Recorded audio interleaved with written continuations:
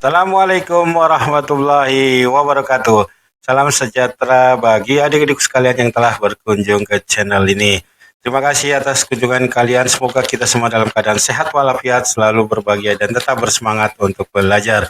Pada video kali ini, Papi Tetuko akan membagikan pengetahuan bagaimana mencari faktor prima dan faktorisasi prima dari 66. Sebelum itu, adik-adik buatkan bentuk tabel seperti ranting pohon ini.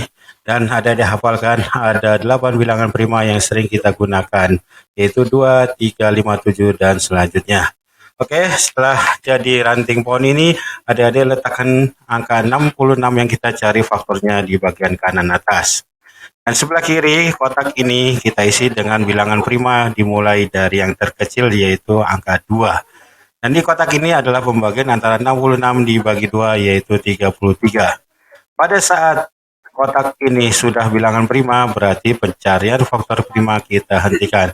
Tetapi kalau ini belum bilangan prima, masih kita teruskan sampai ke bawah, ya adik-adik. Nah, 33 ini belum bilangan prima, maka kita teruskan pencariannya, yaitu yang sekarang menuliskan 2 lagi. Ternyata 33 dibagi 2 bukan bilangan bulat, sehingga kita naik ke berikutnya, yaitu angka 3. Dan 33 dibagi 3 adalah 11. Dan ternyata 11 ini sudah bilangan prima, berarti pencarian faktorisasi prima kita hentikan. Kemudian kita beri tanda untuk bilangan-bilangan prima yang kita dapatkan tadi. Ya, seperti ini adik-adik. Nah, kita lihat sekarang. Jawaban dari faktor prima dari 66 adalah angka-angka ini ya adik-adik. 2, 3, dan 11 itu adalah yang disebut dengan faktor prima. Berarti faktor prima dari 66 adalah 2, 3, dan 11.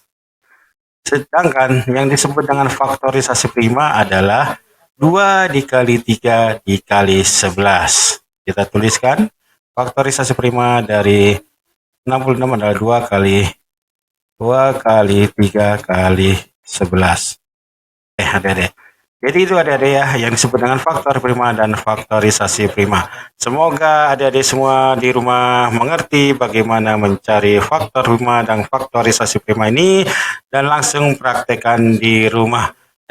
Dan juga untuk menjadi lebih mahir lagi, carilah faktor prima dari bilangan-bilangan yang lain.